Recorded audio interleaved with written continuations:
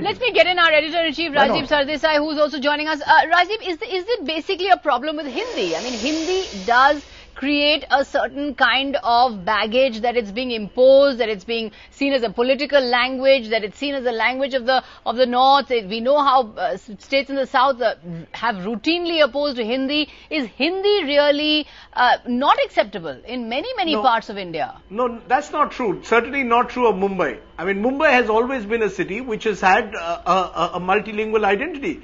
Mumbai has a large Gujarati population who speak Gujarati. Mumbai has always had a large population of people who come from different parts of the country. In fact, Maharashtrians, ironically, have been a minority in a sense, if you purely look at demographics in Mumbai. I think it's not so much a question of Hindi, because the arrival of Hindi in Mumbai as a dominant language on the street has really been in the last 20 years because of migration that's come from UP and Bihar. It's not as if Hindi has been alien to Mumbai's culture. Bollywood has existed in Mumbai for 50-60 years, and at that stage the MNS never opposed it. The fact is, for example, Raj Thackeray himself was the one who brought Michael Jackson to Mumbai more than a decade ago. I think English is seen as aspirational. All the MNS leaders send their children to English medium schools. Hindi, on the other hand, has now become a political weapon because of the kind of battle which is being waged on the streets of Mumbai between the MNS and the Samajwadi Party.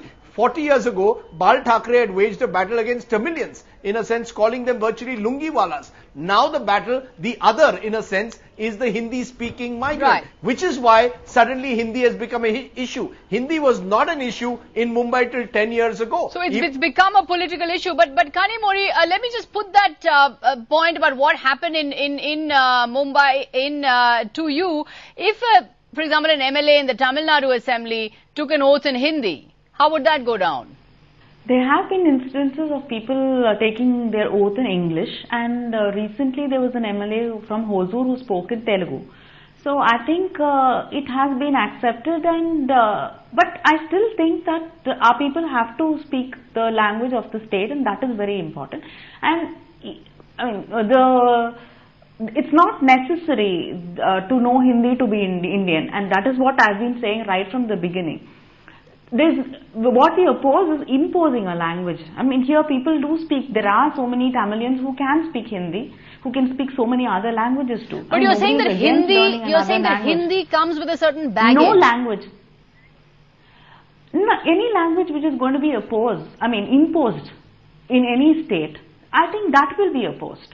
I mean, if something like that happens in any state again, and in Tamil Nadu, we will oppose it. And we are fighting for our legitimate right to be an official language in this country and to be accepted. That's a very, very interesting point. With so many different languages in India, many of them older than Hindi, the preeminence of Hindi actually is challenged, whereas English, in fact, is seen as aspirational and united. Perhaps English is perhaps more the natural link language of India than Hindi. Let's take a short break and come back.